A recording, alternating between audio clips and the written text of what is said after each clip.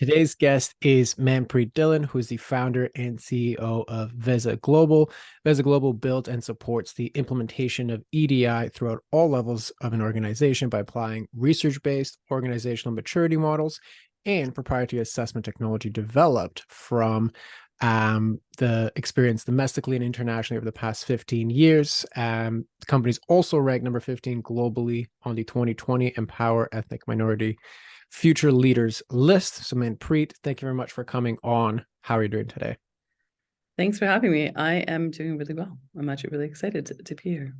Good. I'm glad to hear. And I know while we were talking, prior to going live, I was like, okay, well, I'm excited. There's some nerves, etc. And I'm like, yeah, you're in the right place. That's all normal. So, yeah, I'd love to just kind of dive into a little bit about, who you are contextually, what your company's about. So why don't you just kind of break that down for us to start with? For sure. I love the question of like who I am, because I think who I am is like there's so much intersectionality that comes along with it. Um, I mean, from the label side, I'm a South Asian woman born to immigrant parents who moved to Canada. I was born and raised in Canada in BC. And that added on the experience of feeling like I was second class growing up because we grew up in a white neighborhood, always trying to figure out how to navigate the space as like South Asian immigrants. Um, didn't really see a lot of women in leadership positions. So a lot of my life, and quite early on, I would see that I wanted to end the sexism and the racism and the war that was happening in the world. And literally to this day, I'm doing exactly that in all my work, which is really neat. I decided at 13 I was going to do this work, and I'm doing it now. I love taking risks. And this is where I was like, just chatting with you. I'm like, why I said yes to being on this podcast. Like there's this excitement that I love trying new things, but making myself really grow and challenge myself. And that's actually part of who I am. And so that's actually why I started my company. That's actually why I do all the work I do, is like, how do we make this world a place where people feel like they're connected, they feel like they belong, and they're part of this oneness energy, that they feel like they're part of this larger collective. And so, sometimes I didn't feel that growing up. So now that's what I actually do through my business as well. Beautiful. I mean, it comes up so often on this podcast where a guest will start a business, due to whatever experience they've had prior. And certainly that's true for me and my business, right? And that whole overarching theme of like your mess becomes your message oftentimes comes out with this. So before I go on, like anything you want to add or comment to that? Yeah, I think one of I think the only thing I would add to is that is so true. It was also like, it's funny because I was talking to a friend about this, like how often as children of immigrants, we feel like we have to prove ourselves and we have to make ourselves something. And everyone else around me took jobs that were stable. They were like, I was in government as well before. And I knew that I wanted something more. And as I started coaching, I was coaching a lot of women of color. And I knew that I needed to like push the barrier and push the envelope. Because if I push it, then other people have space to come along as well. And I think a lot of everything I do is about that. In terms of like, even this morning, I just came from a boudoir shoot where most people are like, why would you do that? Like, why do you need to do that? And I'm like, because it's amazing. It's about self-love. It's about falling in love with yourself. And, even posting some of the pictures online, like it was like not something that, it's not something that's really accepted. And so it's just a really neat process of like, where can I create spaces for other people to step into too? And that's actually like how I navigate most of my life, in my personal life and in professionally. And that's actually how I started doing all the work that I do too. So it's everything's kind of meshed now together, which is a good thing, but it could also be a bad thing, which I'm pretty sure will come up during the coaching side.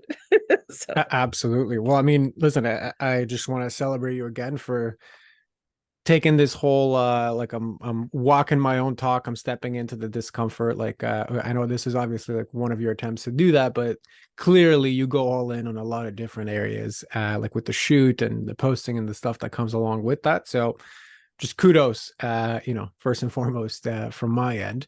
Yeah, and then since you mentioned like, okay, we'll kind of get into this on the coaching bit. I think that's obviously very good segue into that. So I guess I'll just kind of start from the top. Like, how can I best support you today? yeah, so this is an interesting question because I was thinking about what has been blocking me. Um, so doing equity, diversity, inclusion work, when we look at what's happening in the US, what's happening in Canada, And Europe is a very different story. I'm in Europe right now. But when we start to think about how people perceive diversity inclusion work, when the economy is being kind of, people's jobs are being impacted, people are uncertain about the economy, people are like, why do we care about diversity inclusion right now? Why do we care about like the trans rights, affirmative action? Why does that all matter? And it was really interesting because as I started watching the news and it started to impact, and then also our sales were impacted, like people, a lot of the companies, like our budgets are being pulled back. We're not prioritizing diversity inclusion right now. We had to prioritize other areas. We don't have the money, all these things. And I started to feed into that dynamic. And I started to realize that I was like, wow, I'm going into the scarcity that I'm feeling from the collective. And I'm actually applying that into my business. But then I realized that scarcity actually comes from growing up in a household of immigrants, where my dad came to Canada with $7 in his pocket. He grew up in a home that they didn't have a lot of money. And so, and then my mom grew up from a home where they kept up with the Joneses. And so even if they didn't have it, they kept up with the Joneses all the time. So these family dynamics showed up, but then also compounded by society. And then that's actually what I wanted to focus on, because I'm like, it's actually impacting my business. It's impacting the sales, how I approach sales. I mean, I know that people are still getting contracts, and people are still doing the work, because I mean, obviously we are getting the work. Actually, it's funny because in the last week, all of a sudden everything opened up. As soon as I sent you that email, everything kind of like opened up. It was really hilarious on how that happened. But and luckily I had done business, like I had set myself up really well prior. But on the other hand, it was really interesting to watch how my mindset got impacted by the global things, and how that started impacting my personal life and how I was feeling, my health, my well-being, my daily actions. And it just was the spiral that I got into. So that's what I thought would be amazing to dive into, because it's actually really impacting um, the way I show up in personally, but professionally as well. Got it. So it's apparent to me, like when you speak about this, you spent a lot of time thinking about this, right? Like you're clearly very self-aware. Like you automatically like pointed out the connections between, okay, well, this is happening collectively, but it's also happening in my family dynamic. So clearly there's a historic impact to this that's kind of, I was thrust into it when I didn't really even have a choice for it. And now it's impacting me in this way. So I say that only because if it's something that you've thought of and are aware of, then we really want to look at kind of the both the broader spectrum of how this affects you, and then get into specifics of like why it might be happening. So are you okay if we explore it from that way? Absolutely, yeah. Because I don't Okay. want to live with this fear anymore. Like this fear of scarcity, this fear of poverty, this fear of like, it's actually I can see in how it impacts my health. And another awareness that I had yesterday, and as I was talking to a friend about this, I'm like, I wonder how much I'm using this fear as a way, as a motivator to get things done, because I'm so used to being hustling when I needed to in scarcity. So it's like serving me in some way, but now it's actually detrimentally impacting my health as well. So that's where I really want to get to the root of this. Right. So there's an element of I am operating out of desperation versus like inspiration. Like I'm Yeah, pushed to try and control and like get out of a situation versus being pulled towards yeah, creating the thing that I actually want. yeah. Okay, perfect. So why don't we start with the part that you actually do, control, which is at the end of the day yourself. So you've identified there's a fear of scarcity. It's impacting my sales, it's impacting my health. I'm assuming it's impacting how you, like we just talked about, like how you push and like the drive is too stressful to like actually be healthy. That's impacting how I show up in my personal life. So it's got a lot of different, it's essentially transcending into all aspects of your life. It Yeah, seems that way. Okay, perfect. absolutely. So tell me more about when you say the fear of scarcity. Like there's a lot of different ways that could be interpreted. What is true for you when it comes to the fear of scarcity? It's fun. I always get this. I'd say it's funny a lot, but it's not really funny, but it's just a phrase that I use. I'll get an image of me living on a street. And so it's like this, like not being able to have the funds to pay for rent or pay for food. And being a hand, like needing handouts. Okay. So one of them is catastrophizing, like really going to the extreme with this. Okay. And is that a fear of scarcity, or is that a fear of essentially being completely obliterated or like failing? Right. Because like scarcity is like, okay, at least I interpret it this way. So I'm just reflecting it back to you to see where your truth lies. So like fear of scarcity, in my opinion, could be okay, there's not enough, like I have to like survive with the smallest, I can survive, not thrive, etc. Whereas where your mind goes to is like, I'm gonna be out in the street completely disheveled and like totally hopeless. So what lands for you from that reflection? I think it's layered. I do feel like there's scarcity there for sure still. There's loss, like the fear of like it's almost like the fear of losing everything. Um, Hopelessness for sure, and just helplessness. The feeling of helplessness comes up a lot, and that's coming up the strongest actually. The fear of helplessness. Okay. Yeah, So I will get into a situation that's so hopeless and helpless that I have no choice but to live on the street and ask for handouts. yeah. Okay. And when you share that, what's the internal feeling that comes up for you? Like in my gut right now, it just as soon as like when I looked at the helplessness, it ran in my gut. It was just like a big rock is there, and I could just feel it's tense, clenched, like there's just like no room to breathe. Um, and I'm like, I realize I live with this feeling a lot. Yes, it's kind of like an ever-present Yeah. danger, threat, which you are helpless to. Yep. Okay, got it. And when you're looking at that particular feeling, that particular helplessness, and I know it is layered, but do you see how like that in and of itself in isolation is quite a bit different than just a fear of scarcity? Like, Completely. It's actually deeper than the scarcity. yeah. Yeah, like being helpless is like I'm total lost cause and I can't like, it's like a devastating threat based hypervigilance like of operating in the world. Whereas scarcity is like, well, just there's just not enough to go around. Yes, Yeah. one can work into the other 100%, but this is like very much a subconscious threat of something devastating happening that you can't control. Yeah. So, what lands for you there? What doesn't? Yeah, it's the help. I didn't realize how much it was that the deepness, like the deep rooted helplessness that was there, that I just have no ability to help like do anything for myself. Um, like almost like even the loss of like use of body and mind,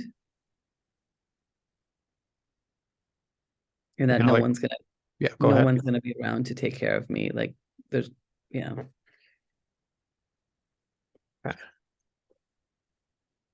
And when you, well, okay, so let's just look at it this way. So initially, like I said, I know you started with the fear of scarcity. We're kind of going into this whole helplessness bit. Is this something that's like new for you, or is this also something that you were aware of before? Yeah, I was aware of it, but not at this. I didn't realize how deep it was. And Okay. I didn't realize this was actually the core root of a lot of things that I'm like, it's now it's actually, I'm like, oh, that makes a lot of sense actually in a lot of different ways. Okay. In Yeah, in this what has been ways the does core it make root of sense? a lot of fears that I've had of and yeah, fear of the future, fear of like what's gonna happen, and how the decisions I've made. This has been and making it's making me make decisions that are based on this fear rather than based on what's in the highest good. So basically, if I'm making decisions out of essentially optimizing to not be in a state of helplessness, it's totally different than making decisions out of like, how can I thrive the Yeah, most to make my vision come true? Yeah. Okay. completely. So when you spoke earlier about, okay, now the world is in this chapter where, there's a lot of turmoil happening, a lot of downturns, a lot of, fear mongering, etc. Do you see how easy it is for this wounded part of you that feels helpless to Yeah. then have confirmation of that out in the general environment and then latch on to that and be like, no, no, no, like this something's how do I get out of it, et cetera, et cetera. Yeah. Yeah. I totally see it now. Okay. So what's coming up for you internally when I share this? Well, I mean, it was so easy for me to identify with it because I remember during the pandemic too, I just felt this feeling had come up during the pandemic and I was helping a lot of other companies um pivot and like change and do things.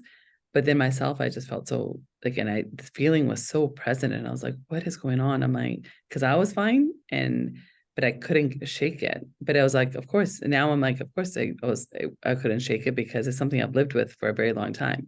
When I was a child, I had a childhood disease where my body stopped working, Mm. and so I was helpless. Like I couldn't walk, and my muscles wouldn't move, and that's actually my fear that I'm gonna end up back in that space when I'm older and I'm not going to have money. I'm not going to have, family or anyone to support me. And my body's going to give out and my mind's going to give out. So basically, there's a really real, legitimate reason, a traumatic reason why this part of you continues to exist. Like it's stuck in the past of at any time my body could shut down. If I can't move, I can't make money, I will be out on the street. Like it's constantly hyper vigilant to ensure that that doesn't happen. Completely. Yeah.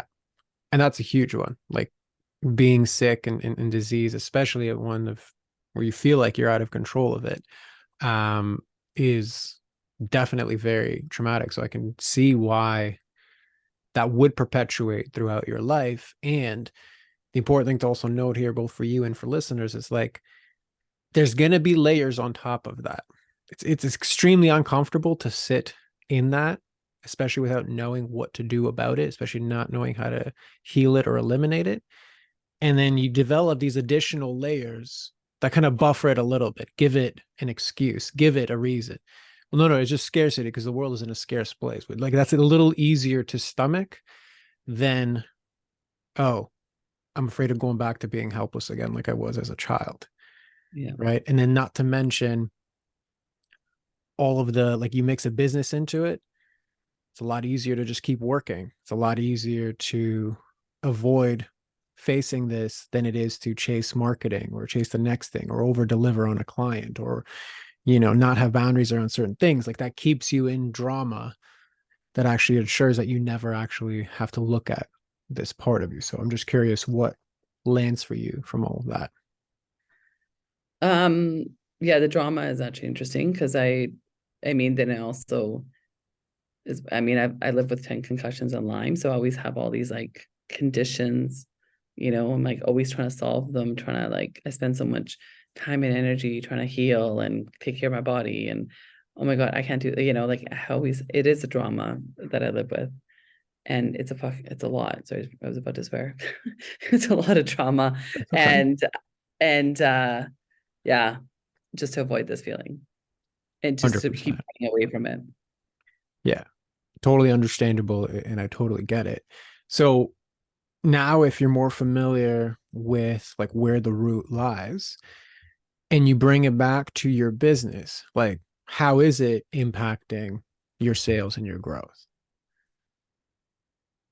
Well, it's also it's like the fast feast or famine, right? And I also do the pull like push pull with my business too, because I'll push for a bit, then I'm like okay, and then I'll get pulled somewhere and I'll go, but then I'm like oh no, if it's this is too easy, and then I like like kind of self-sabotage it a little bit in some way. And then the feast or famine when it comes to like the way that we run project well the way we work with clients or the clients, you know, financially, the feast or famine for the business. It's like it's almost like I'm perpetuating this truth constantly, in some way, but I'm trying to fight it, but I'm also like subconsciously perpetuating it too. It's kind of like, sounds like you're recreating it in the business. Yeah. Okay. Yeah, absolutely. So I really just want that to land for you, because so many times we'll get caught up in just chasing the business thing. If I can figure out this funnel, if I can figure out the sales process, if I can just get more leads, yes, those things will work circumstantially, but it's like you can never get enough of something that almost works. Like it almost works to make you feel okay. Yeah. So if you just make it a bit more real, right? How is this fear of helplessness contributing to, let's just say, the feast and famine that you're experiencing? I'm not comfortable being okay. And so whenever we're in profit and we are doing well in the business, I will overspend. And then I'm like, okay, now we had to rush and hustle and then I'm stressed about finances.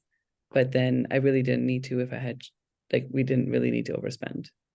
So then I put myself in the famine and then we feast again for a bit. And then I'm like, but then when the feast comes again, I'm like, okay, well, nope, we're just gonna this is uncomfortable again. Let's just go back into this. And it's just actually really exhausting. It's yeah, super exhausting and it's just actually damaging in so many different ways. So basically, like the place you are comfortable is actually in the chaos and the frenzy. Yeah. Yeah. And I know you don't like the consequences of that. I know you don't want to be there. But But it's historically, that's where I feel the least freaked out, even if I don't like how it is. yeah. Okay. And how's that landing for you internally when I reflect that back? It feels actually my body's calming down at the same time. It's almost like it's been seen. So it's like, oh, okay, cool. Okay. Now we don't have to live there anymore. And so it's like one part is doing that, the other part's like, don't listen. This is not, we had to stay in the chaos. You only operate in chaos. Like I could feel that too. Like I feel this, like the back part of my body is like, oh, okay, this is calm. And the front part's like, no, like we need to listen to the chaos. Stop doing this. Like it's almost like something's like holding on for dear life. Like you can't let go of this because you're gonna like it's almost like we're gonna die. Like it's if you do this, we're gonna die. Like don't do this. Yeah. So beautiful awareness once again, right? Like to you're talking and then you're aware of all of this, like beautiful, beautiful awareness. And I'm so happy you shared that and that came out, because like literally that polarization, that tension you're feeling right now, that's your business leadership right there, Yeah. right? If you if you rewind back, look how it started. How does this feel for you? So one part said, I'm relieved because I'm seen, i.e., I'm relieved because finally I'm witnessed and I have some comfort. Yeah. As soon as you moved into comfort, even though it was like very split second, like we're just talking comfort, right off the bat, this panic part that essentially drives, I believe, a lot of your behavior Yeah. all the way in a frenzy. Nope, this is dangerous. Get out of here. Do not speak about this. Like we need to, like, you're not going to be okay if we go, you know what I mean? Like it is very, very loud, very, very powerful. Yeah. So what lands Like for you? even right now, it's like yelling. It's like just shut down the computer. We gotta go. Like I can feel it. Like I'm like, oh wow, this is yeah, it's like so strong. And I'm like, it's like just shut it down. Just so you know, you can just be like internet cut out and be like, yeah, there's an exit plan always. Beautiful. Well, I mean, again, I acknowledge you for staying in the fire. And just out of curiosity, if you tune into that frenzy part, what if for the next half hour that we have together, what if you just asked it to step aside? Well, what would it say? It doesn't trust me. Doesn't trust you. Okay. Yeah. Perfect. So that right there, that dynamic you just witnessed right now. So comfort, that's a no-go. You have this frenzy part that's really loud and really strong, and it doesn't trust you to lead. That's essentially how you are going into business. Yeah. That's how you're making up decisions. That's how you're, closing contracts, not closing contracts, making financial decisions, et cetera, et cetera, et cetera. Do you see how running with that part, leading the way, that doesn't even want to step aside, can have a lot of negative ripple effects on your health, your well-being, Oh yeah. and your personal life? Yeah. It's wreaking havoc actually on a lot of different things. Yeah. So, and you can let me know, like, if you don't want to share how that's impacting, you can just let me know. If you do, be curious, like, what do you see as the ripple effects of this? Every time I'm happy, I'm scared I'm gonna like it's gonna go away. So I will find ways to go away. Romantic relationship, every time it's going well, I'm like, no, this isn't gonna work. Peace out. I fly away. I will travel. I travel a lot. Let's just say I'm always on the road. But I'm like, do I need to? I didn't need to be most of the time. It it shows up, and then in business, it's like with the team too. Like I don't provide them ground sound really like leadership, so they feel panic all the time, and it's stressful for them, and it impacts their psyche, it impacts their mental well-being, because I show up in this energy sometimes. So really, the self-sabotage from the perspective of, as soon as it's good or comfortable, I find a way to crash it. Yeah, That has many ripple effects. completely. Okay. So it shows up in relationships, shows up in business, shows up in team, shows up in finances. As soon as any of those are going good, which is really like, those are some major dimensions of well-being and peace in your life. As soon as any of them is going good, this part's going to come in and crash that. Yeah, and so it's also interesting. Like today, I had an amazing day, but then I was like, "Oh, let's go for lunch at McDonald's," and then I felt so sick afterwards, and I'm like, "Why did I do that?" I'm like, "Of course, because I was feeling good." Yeah. Yeah. Yeah. Got it. So how have you tried to actually solve for this in the past? I have done coaching and stuff before. I've done a lot of healing work. But it's been interesting because I haven't done it somatically, and I haven't done it. Um, it was more farming out the wisdom to other people rather than listening to my own wisdom. And when I have the biggest like, so I was allowing people to tell me what I was feeling rather than, or what was happening, rather than actually being like, yeah, this is, like as we're doing right now, it's like you're asking me the questions of what's going on in my body, what's happening, and actually moving through it. And so that was really like farming out my knowledge and wisdom. And since your core, like the way that your wounding expresses in a core way is self-sabotage, Yeah. do you think it's surprising that you would have seeked out mentorship for people that have a propensity to, like, tell you what's right or explain to you what your experience is? Yeah, I mean, it goes hand in hand. Yeah. The only reason I shared that is this is a loop that not only so many of my clients go through, I've certainly gone through it personally in many different instances, kind of like until you're ready to actually face it. But it's like your defenses, especially in the form of self-sabotage, will be the most creative things you could possibly think of to get you to not face the real issue. Yeah. And one of the best ways to do it, and like I'm proof of this, because like for anybody watching this in the video, it's like there's a whole lot of books behind me. And I'm like, yes, it's like strategically placed to make me look smarter than I actually am. But the other part of it is a reminder that, like, so much of those books read were such a distraction to going into the real thing, which is facing the emotion, like you said, feeling things somatically and trusting myself to actually move through things. Yeah. So it's a long way to say that, like, the part of you that wants to stay into frenzy, it's like it'll lie to you by saying, yes, go here, seek out this type of guidance, seek out this type of person. They'll tell you exactly what's wrong with you.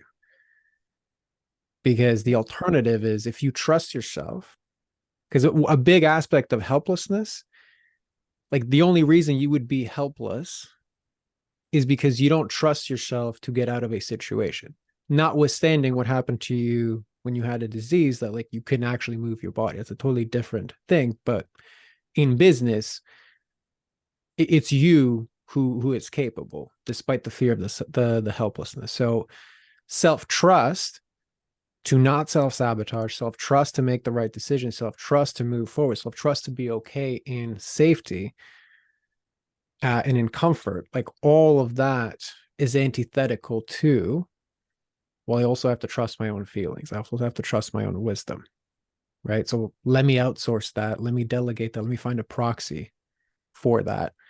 It's a great insidious way to self-sabotage. So anyway, I know that was a lot thrown your way. What's landing for you? No, it's very true. Yeah, the self-sabotage has been really interesting because I've been I'm so smart at it that I can't even see it anymore. Yeah, Yeah, so yeah, it's been interesting because the last couple of weeks I've been trying to really like, I can't go external, I have to go internal. And every time it's like, Ma, are you really gonna have the answer though? Are you gonna really heal? Are you gonna really heal? And I'm like, yeah, I'm gonna heal. So having to really like step back into my power within myself has been an interesting dance. 100%. And the easiest person to lie to is ourselves. Yeah. And that's why I always say, like, with, all my clients and stuff like that, like, why is it in process when we work together, they can have these realizations and these breakthroughs? Like, it's really hard to see the building when you're standing on the balcony, Yeah, totally. right? So kudos to you for making the moves to, like, expand that and witness yourself in this way. So if we switch gears a little bit, and if you thought about, like, who would you be without all of this self-sabotage or helplessness? Like, who's behind all of those limiting patterns?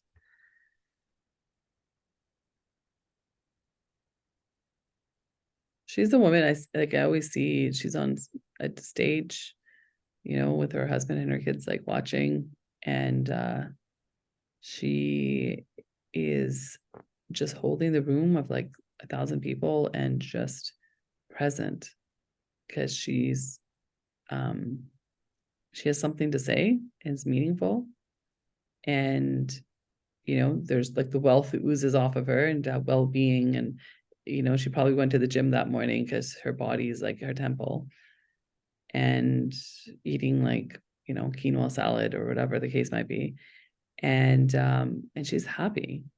She's really happy, and she has like a very strong business behind her that's solid, with a solid team, and she just has to worry doesn't have to worry about any, she just has to show up.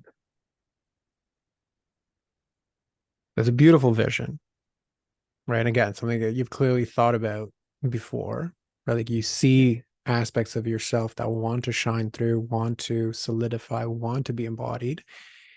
When you think about it collectively, or like when you shared it right now, what's happening for you internally? I believe about 45% that's going to happen. Okay. And the 55 that doesn't believe it, That's all what's the doubt that's the doubt of like, who are you to do this? We can't like the frenzy again. Like it's, you know, speaking up again, like who are you? You don't deserve that. What kind of company you're going to create? You don't have the resources, you don't have the tools. What are you going to speak to 1,000 people about? There's not going to be anything that you have to say that no one else has said. And if you tune into that inner critic, right, because it's extremely critical of that beautiful vision, is that the same part as the frenzy, or does it feel like it might be something else? It feels like a morphed part of the frenzy. Like Okay. it's playing a pseudo role, it's kind of like chameleon of the frenzy, but it's trying to act different, but it's actually a part of, like, they're connected, Kind but of like it's their like, cousins. It's like a tag yeah, team. Okay. yeah, Got it. Okay. So that's also important to note because like you have this core wounding that happened through helplessness that's morphed into a frenzy to continuously be in a state of frenzy so as to never feel helpless again.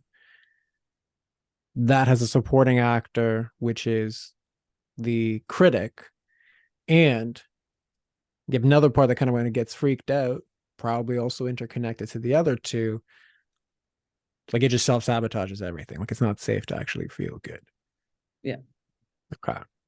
So it seems like those are your three main core patterns that are yeah. driving all of the issues you're having, like with the feast and famine in the business, the lack of well being in self, kind of self sabotage in relationships. Like, is that accurate for you? Yep, absolutely. Okay. And again, how do you feel when that's reflected back to you? It feels more calmer in my heart, but then outside of it feels like, well, it's not like like I can feel you already knew this. What are you gonna do about it? In this kind of like self-judge, like this judgment that keeps coming in, like of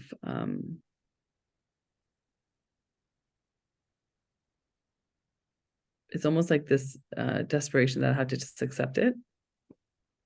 And but then on the other hand, it's like I don't have to. And I know that I don't have to. Right. So is But that same?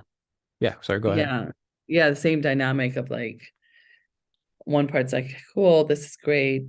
We can move forward. We know where we're moving towards, and the other one's like, do you really know where you're moving to? So that self trust comes up again, but it's like higher. It's not as deep as it was before, but now it's a little bit like more in the heart than it's in the sacral.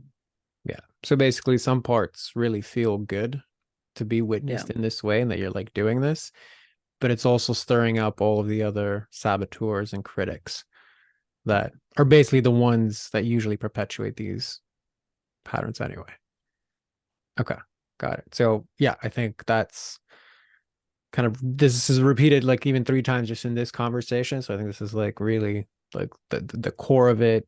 You have your three main players. So I think you're kind of mapped out exactly, what is creating all of these, right? We don't have, especially in this space, the capacity to solve all of that and heal all those and eliminate the patterns.